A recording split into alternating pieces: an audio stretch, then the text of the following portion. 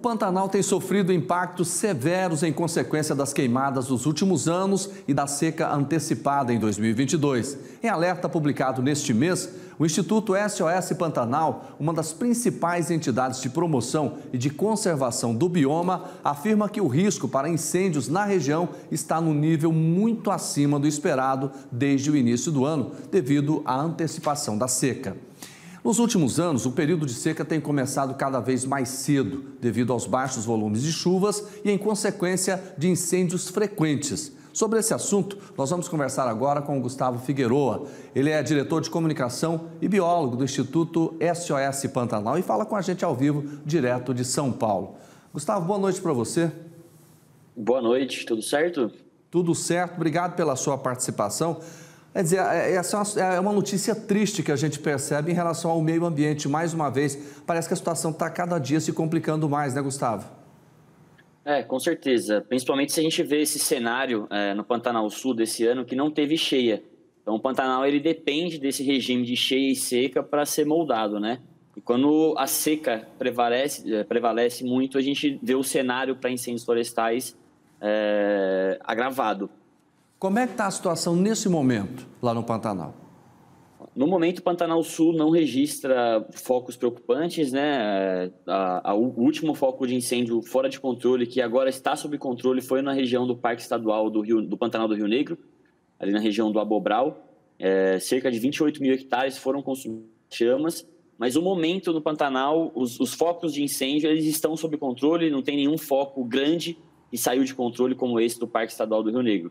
Mas, mesmo assim, o alerta continua bem alto, porque a gente está numa época muito seca e a tendência é secar ainda mais daqui até outubro, que é quando começam as chuvas naquela região. Então, a gente está no alerta máximo e, por exemplo, esse fogo que foi controlado no Parque Estadual do Pantanal do Rio Negro, ele foi um fogo de altíssimo impacto porque foi um fogo de turfa. Fogo de turfa é aquele fogo que acontece por debaixo do solo, né, nas raízes das árvores. Então, esse fogo ele é muito concentrado e ele queima as raízes, matando as árvores. Então, foi um fogo bem destruidor que teve agora, no mês passado, por lá. E ele estar controlado não significa que já está fora de controle. Dependendo das condições climáticas, se estiver muito seco, muito quente e o vento começar a bater forte novamente, essas chamas podem sair do controle novamente e se alastrar por uma região que já está muito seca e com muito material combustível para queimar. Sobre esse fogo que você acabou de falar, a suspeita de que ele pode ter sido criminoso ou não? Sempre há suspeita, né? 98% dos incêndios florestais eles são causados por ações humanas, sejam elas intencionais ou não. Mas agora, para confirmar de onde veio esse fogo, é preciso que as imagens de satélite sejam analisadas e indiquem aonde começou, quando, e aí dentro disso você consegue analisar se foi um local muito inóspito, que pode ter sido causado por algum raio. Aí você cruza com as condições meteorológicas da data para ver se teve atividade elétrica de raio naquela região. Caso contrário, é direcionado para que seja de causa humana. Até aí, para saber se foi criminoso ou não, aí é um outro passo que a polícia vai ter que investigar. Agora, Gustavo, nós temos os meses de agosto, setembro e a metade do mês de outubro ainda de muita seca. É possível fazer alguma ação emergencial? As autoridades também podem ajudar no sentido de evitar uma situação mais complicada como aquela que a gente registrou em 2020? Com certeza, as ações de prevenção são sempre as melhores, né? Elas custam menos, elas são menos custosas em termos de recursos, elas previnem a perda de vidas animais e humanas, que não tem preço.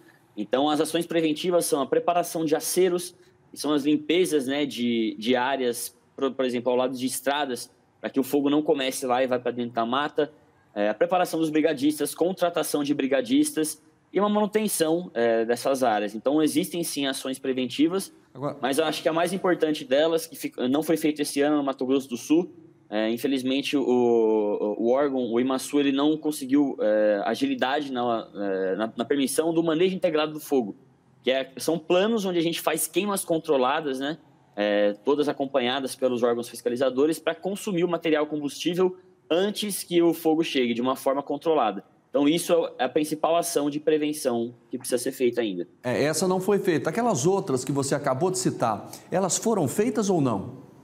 Depende muito da propriedade. Como o Pantanal é 95% composto por terras privadas, isso depende muito de cada proprietário fazer a limpeza e as ações de prevenção. Mas, por outro lado, muitas dessas ações, como a limpeza de aceros, você tem que desmatar algumas áreas para limpar de mato. E precisa de uma autorização do Imaçu. Então, esse atraso do Imaçu acabou atrasando toda a cadeia, mesmo de quem quis fazer isso na época correta.